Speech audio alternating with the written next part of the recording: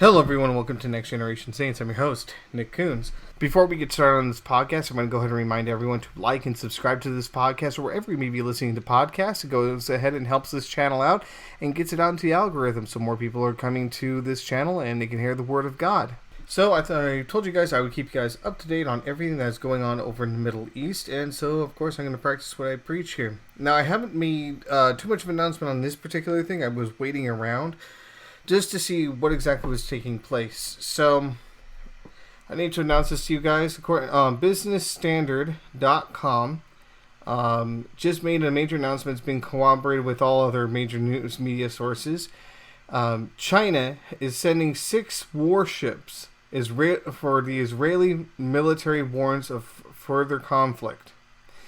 China's People Liberation Army, or the PLA, has deployed 6 warships in the Middle East, including a guided missile destroyer in the Middle East, amid escalating tensions in the region because of the ongoing war between Israel and Palestinian militant groups Hamas, the reports say.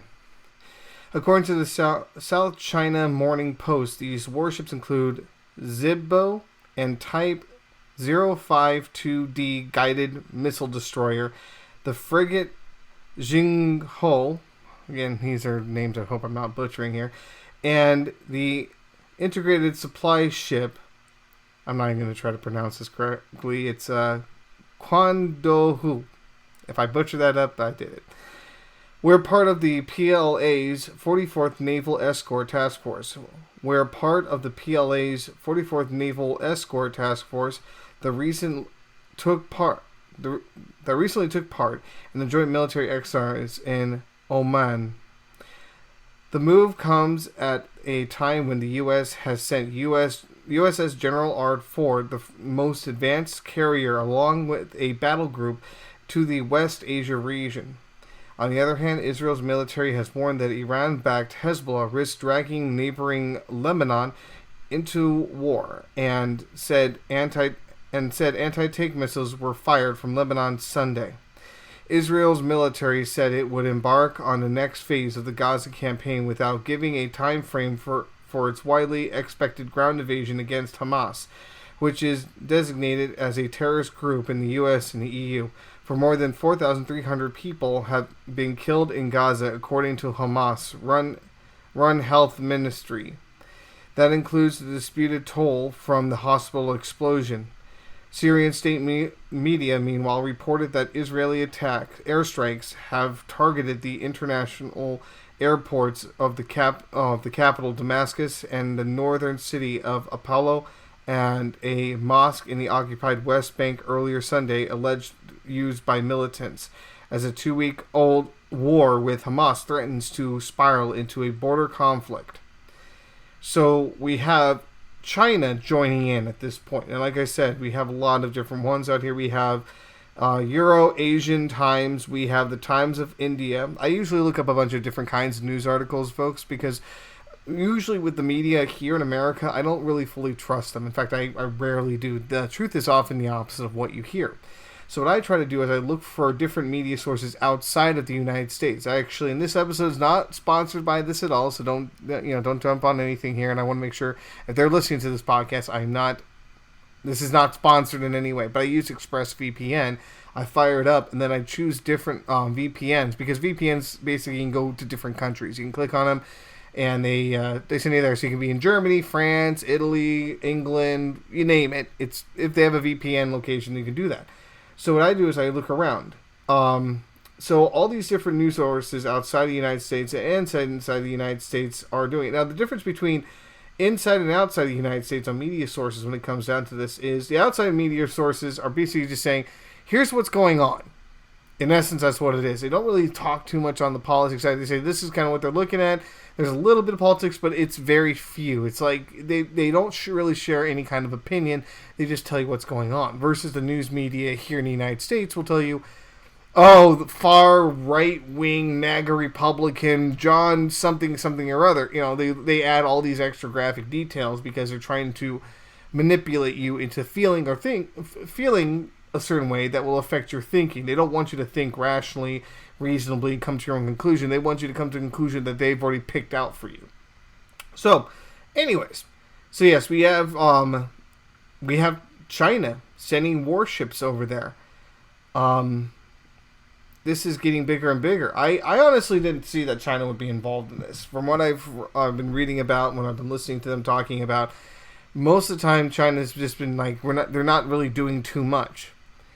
But I'm the same thing as you folks. I'm kind of on the outside looking in, trying to see what's going around the corner. I don't have top credentials that get me through the barriers and let me eavesdrop on top generals and what they think, what's going on. I don't get to see all those things. I only get to see what's being presented. The difference between me and other people, like more sheep, is I actually look as hard as I can into it. I kind of do. I follow Dan Bongino, and one of the craziest parts is when I listen to him, he says, do the Bongino rule. Don't report quite yet. Wait 24 hours and find out. And that's what I was doing. I remember when Israel declared war on Hamas. I was actually at a Portland airport seeing from Washington. I was in Washington seeing family. And I remember that morning, it was really, really early. It was only 2 weeks ago, but it was really super early. I was going to catch a flight with my wife. We're heading back to Phoenix. And I just checked out Instagram really fast just to kind of see, because news sources do go through social media too. And I like to watch, like funny dog videos and stuff, something to kind of wake me up and kind of make me chuckle a little bit. I like to do that. And that's when I saw the major announcement on Newsmax that said Benjamin Netanyahu has declared war on Hamas. And I was like, well, the first thing I thought was, wait a second. Are we really going to war? Is this all hyperbole? Because we can have attacks and someone say, I'm going to declare war on you, and it's really just a informal declaration of war. Nothing really big there. Everyone else is going, yeah, it's just hyperbole. But then I realized that Israel had actually filed the legislation through their legal system of governance, and it actually was a legalized war. They did formally declare war on Hamas, and they started moving troops in. Now, have the troops been moved in yet? All I can say is based on what I've seen videos on YouTube of people who are in Israel. I got ears on the ground in Israel, and I've seen videos of it. We do have large clumps of tanks that have been moved onto the border. Some areas you're not allowed to go right into, but there are plenty of cities around that location which are actually, them blocked off. You're not allowed to go into there. They have been shut down. The cities have been forcibly evacuated. And so whenever I read these things, people are like asking, are they going to invade? Are they going to do this stuff? Or is it just, they're going to stand there, look pretty, and then someone's going to call it off? I can't say for certain because I'm not Benjamin Netanyahu. I am not the governing body over in Israel. I am not those people. I'm only Nick Coons here. I'm only a Christian apologist sitting on this end with my own personal opinions about these things, and I look up into the Bible what it says is probably going to happen. Right? My opinion is this, and this is just my 2 cents on it. I don't believe it's a question of if they invade, just when they invade. I think that Iran is going to start and may formally declare war on Israel. They've already taken drones and have attacked United States military bases in the Middle East. They've already done that. Terrorists all the way from Yemen have already launched, I forgot the name of the terrorist organization. They have a bunch of Middle Eastern names that I cannot pronounce. But they've already launched drones and guided and missiles, and we've already had to shoot several out of the sky. They've attacked our military bases using drone attacks. I'm looking at this going, this whole situation, and I know they've been talking about, well, how do we de-escalate this? I don't believe there is a de-escalation. I don't believe the United States stands in a position of any kind of power and authority in which to stop the escalation from taking place. I believe that Joe Biden is a well, that man is a spineless worm. I'm going to say that's my very nice way of saying it. He's a coward. He's a spineless worm.